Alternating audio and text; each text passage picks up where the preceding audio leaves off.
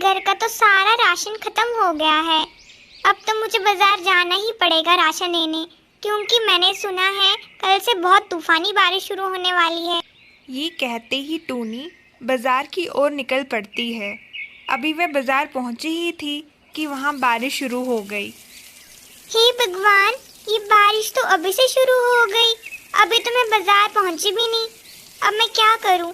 जल्दी जल्दी सब्जी लेके घर पहुंच जाती हूं, कहीं बीमार ना हो जाऊं इस बारिश के कारण। अभी टूनी बड़ी मुश्किल से घर ही पहुंची थी कि तूफानी बारिश के कारण उसका घर गिर पड़ा। इस जंगल का कोई भी पक्षी ऐसा नहीं है जो मेरी इस मुसीबत में मदद करेगा। मदद करना तो दूर, वो तो रात भर मुझे अपने घर रुकने भी ना दे। इस तूफानी बारिश में भीगने से तो अच्छा है रात भर किसी पेड़ के नीचे रुक जाती हूँ, सुबह दूसरे जंगल में जाके कोई घर बना लेती हूँ। ये कहते ही टूनी वहां से निकल पड़ती है। चलो, सहारनपुर तो पहुंच गई, लेकिन अब इस जंगल में मुझे लकड़ियां कहाँ से मिलेंगी जिससे मैं अपना घर बनाऊं? मुझे तो कुछ पता ही नहीं है। यहाँ तो मैं किसी पक्षी को जानती भी नहीं हूँ जो मेरी मदद कर सके। हे भगवान, अब आप ही मेरी मदद कर दीजिए। वहीं दूसरी ओर सहारनपुर जंगल में एक कल्लू नाम का कौवा रहता था, जो कि बहुत ही चालाक था। इस जंगल के सभी पक्षियों को मेरे बारे में पता चल गया है। कोई भी मुझे अपने पास भड़कने नहीं देता। अब मैं कहाँ जाऊँ, कहाँ अपना घर बसाऊँ, कुछ समझ नहीं आ रहा है। अभी कल्लू कौवा ये सब सोच ही रहा था कि इतनी देर में ही उसके पास टूनी चिड़िया आ जाती है। नमस्ते कल्लू भैया, मेरा नाम टूनी है।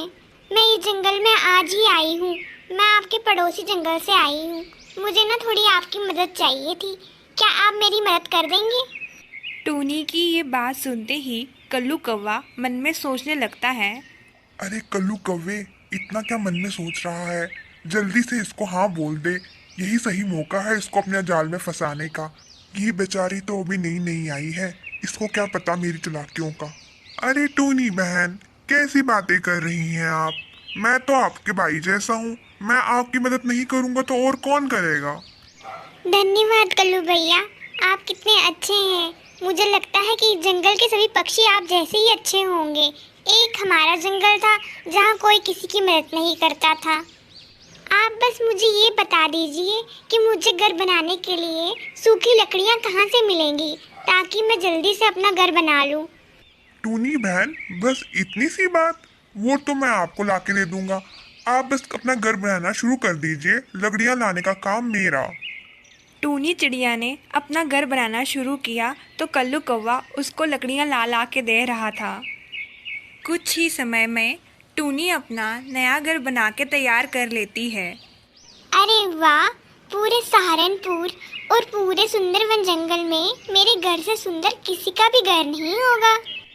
अभी टूनी अपने नए घर में रहने के लिए आई ही थी कि उससे मिलने के लिए कल्लू कौवा आ गया।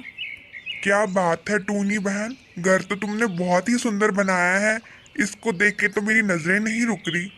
धन्यवाद कल्लू भैया, ये सब तो आपकी मेहनत के कारण हुआ है। अगर आप मुझे लकड़ियाँ लाके ना देते तो मैं इतना सुंदर घर कैसे बनाती। आपका बहुत बहुत धन्यवाद। हाँ हाँ, वो सब तो ठीक है टूनी बहन। अगर आप इतना धन्यवाद कह ही रही हैं तो ये घर आप मुझे दे दीजिए और ना आप नया घर बनवा लीजिए। अच्छा, मजाक कर लेते हैं आप कल्लू भैया। लगता है आपको प्यार से मेरी बात समझ नहीं आ रही है टूनी जी।